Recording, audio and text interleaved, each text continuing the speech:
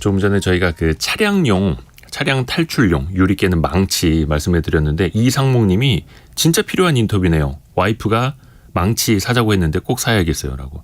사실 이런 거 사다 놓으면은 오바한다고 막 그런 것까지 막 사냐고 쓸데없이 돈 쓴다 하는데 안전을 위한 투자는 낭비가 아니죠.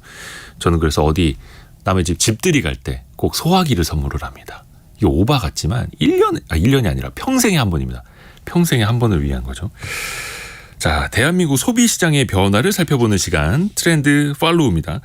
서울대 소비트렌드 분석센터 한다혜 연구위원과 함께합니다. 안녕하세요. 안녕하세요. 자, 오늘은 외식 트렌드에 대해서 알아볼 텐데 그렇죠. 먹는 거 중요하죠. 그렇죠. 근데 이 외식 트렌드가 어떻게 변하고 있느냐. 네. 어떤 흐름으로 가고 있을까요, 혹시? 네, 사실 한국 사람들만큼 한 끼 식사를 소중히 여기는 민족이 없습니다. 밥은 먹었냐 하는 이런 말 한마디가 곧 잘 지내라는 안부의 역할을 하기도 할 정도로 우린 굉장히 중요하죠. 그런데 하루 세 끼를 모두 잘 챙겨 먹기가 어렵습니다. 그래서 적어도 한 달에 한 끼라도 그 한 끼를 좀 금처럼 소중히 여기고 완벽하게 즐기고자 하는 사람들이 부쩍 많아지고 있습니다. 그래서 저희 센터에서 유명 육아 프로그램의 패러디로 이제 금쪽 같은 내 한 끼라는 키워드를 만들었어요. 그래서 원래 전통적으로 이 식품 외식 산업은 다른 분야에 비해 변화가 좀 느리고 안정적인 영역이었습니다. 뭐 사람들이 옷이나 화장품은 요즘 상품을 사지만 입맛은 하루아침에 잘 안 변하잖아요. 그렇죠. 그런데 몇 년 전부터 이 식품 외식 산업의 트렌드가 놀랍도록 빨라지고 있습니다. 그래서 최근에는 그 어떤 분야보다 트렌드가 가장 빠르게 변화하는 영역이 아닐까 싶은데요. 그래서 오늘은 그 외식 트렌드를 좀 살펴보고자 합니다. 키워드 몇 개 통해서 한번 살펴볼게요. 우선은 길게 누리는 한 끼. 이게 뭔가 밥 한 끼를 천천히 오랫동안 먹는다라는 거예요? 네, 맞습니다. 원래 이제 고려대학교 가정의학과 김도훈 교수님 팀의 조사에 따르면요. 대한민국 국민 90%가 평균 식사를 15분 안에 끝내는 이 허겁지겁 마치는 것으로 나타났습니다. 거의 다 그러지 않나요? 그렇죠. 사실 일반적으로 이제 직장인 점심시간을 생각해 보면 바로 수긍이 갑니다. 근데 우리 상차림을 공간 전개형이라고 하는데요. 식탁 위에 밥, 국, 반찬을 한꺼번에 다 내놓는 형식입니다. 한꺼번에 그렇죠. 네, 이런 식탁의 구성은 빠르게 식사를 마무리할 수밖에 없는데요. 그런데 서구형 식사는 차례대로 음식을 내는 시계열형입니다. 이런 시계열 식사는 최소 60분에서 2시간까지 소요가 되는데요. 이런 시계열형 식사가 한국에서도 좀 자주 발견되고 있는 것이 특징입니다. 파인다이닝이나 오마카세 같이 넉넉한 시간과 돈을 들이는 사람들도 많아졌고 꼭 고급 음식점이 아니더라도 집에서 식사할 때도 생각해 보시면 샐러드나 야채 같은 거 간단하게 먹고 메인 먹고 그리고 간단한 디저트까지 즐기는 한 끼를 잘 즐기시는 분들이 많아지고 계세요. 또 홈술 같은 것들이 많아지면서 음식과 궁합이 잘 맞는 주류를 함께 즐기는 우리나라 말로 반주, 페어링 문화들이 확산되고 있습니다. 그래서 실제로 배달 주문 데이터를 살펴보면 점심시간보다 이 저녁 시간에 사이드 메뉴를 포함한 주문이 훨씬 더 증가하고 있다고 합니다. 한 끼를 때운다는 이 배달 음식에서조차 나만의 정찬을 완성하려는 소비자들의 마음이 돋보입니다. 아, 그래요. 어떻게 보면 나만의 정찬.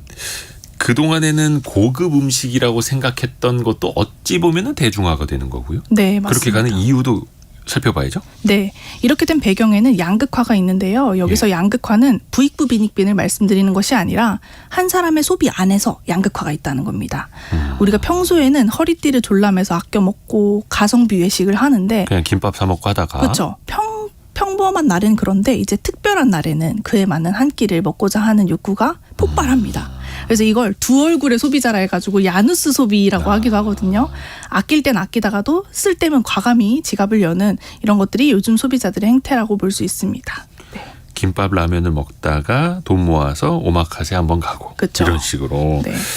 또 다른 키워드는 도전하는 한 끼예요. 네. 이게 밥을 먹는 것도 무슨 도전이 필요합니까? 그렇죠. 이제 식생활이 단순히 배만 채우는 일이 아니라 짜릿한 성취를 주는 게임으로 변신하고 있다는 의미입니다. SNS에서 이번 주에 꼭 먹어봐야 할 것, 요즘 인기 있는 가게 이런 식으로 콘텐츠가 자주 올라오는데요. 네. 미션을 깨듯이 맛집을 찾아가는 거죠.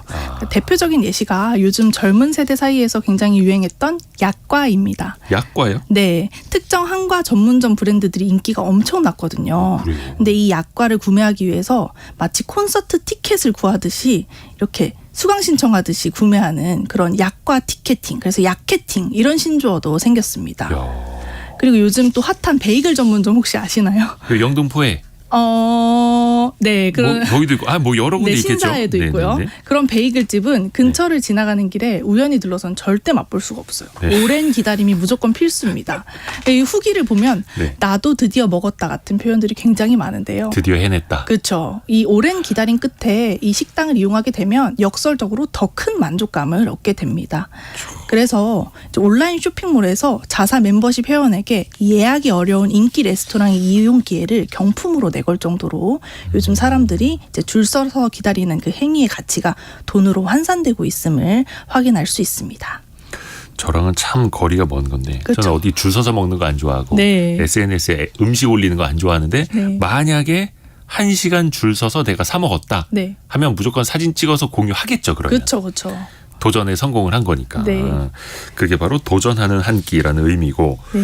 또 하나가 나를 표현하는 한 끼예요? 네. 밥이 나를 표현해줘요? 그렇죠. 이 2030 세대 사이에서 MBTI 인기가 굉장히 꾸준하잖아요. MBTI. 이런 성격 유형 테스트에 열광하는 이유는 내가 어떤 사람인지를 이해하고 설명하고 싶기 때문입니다. 그런데 최근에는 이게 식습관까지 확대되고 있어요. 예를 들면 소식좌 열풍 들어보셨어요? 소식으로 유명한 연예인들이 등장하면서 이제 대식좌보다 소식좌가 요즘은 또 인기고. 한 입, 두 입 먹고 다 먹었다. 그렇죠, 그렇죠. 이렇게. 그리고 매운맛을 얼마나 잘 먹는지 표현하는 사람들도 많아졌는데요. 매운맛에 열광하는 사람들을 이제 맵치광이라고 부르기도 합니다. 또 맵부심 부린다. 매운 음식으로 잘난 척하는 이 맵부심 부린다라는 표현도 있고요. 또 반대로 매운 음식 잘 못 먹으시는 분들은 맵찔이 이렇게 말하죠. 그리고 이제 배달앱 같은 걸 보면 일부 가게에서는 매운맛의 강도를 세분화하는데 되게 재밌는 표현을 쓰시더라고요. 1단계는 습입니다. 네? 습이고요. 2단계는 습입니다. 3단계는 습하입니다. 이게 메뉴판에 이렇게 써 있는 거예요? 네네네네.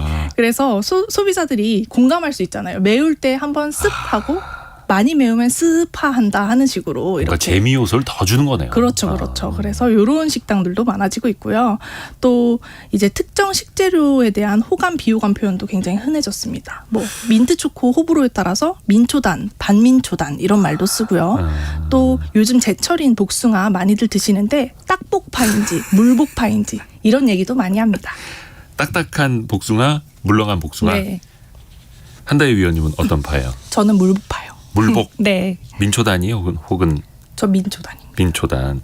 이게 사실 이걸로 사람을 가른다라고 표현을 하는 게 아니라 나의 취향, 상대의 취향을 서로 알아가는 네, 그런 재미로 더 보면 될 것 맞아요. 같습니다.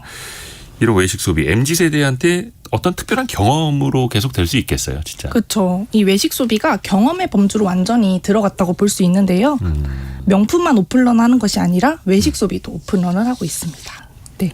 또 이런 트렌드를 따라가지 못하면 왠지 소외되고 뒤처진다고 느끼는 이 불안감, 포모 증후군도 하나의 이유가 될 수 있는데요. 이런 불안감은 다른 사람들이 맛집에 가니까 나도 한번 가봐야 될 것 같다 하는 생각을 하게 되는 거죠.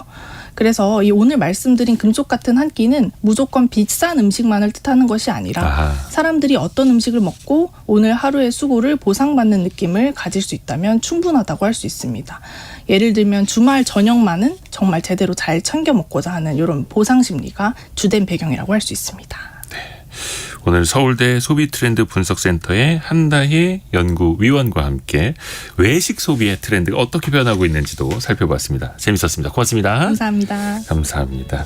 저희 집 아이들이 저를 맵찔이라고 부르는데 이것도 어떻게 보면 가정 내에서 소통의 하나 포인트, 서로를 알아가는 재미있는 요소가 되는 것 같습니다. 저희 2부에서는요. 미래생활사전 시간에 메타의 새로운 SNS 스레드를 비롯해서 실리콘밸리의 최신 이야기 재미있게 또 한번 들어보겠습니다. 잠시 뉴스 듣고 10시 5분에 돌아오겠습니다.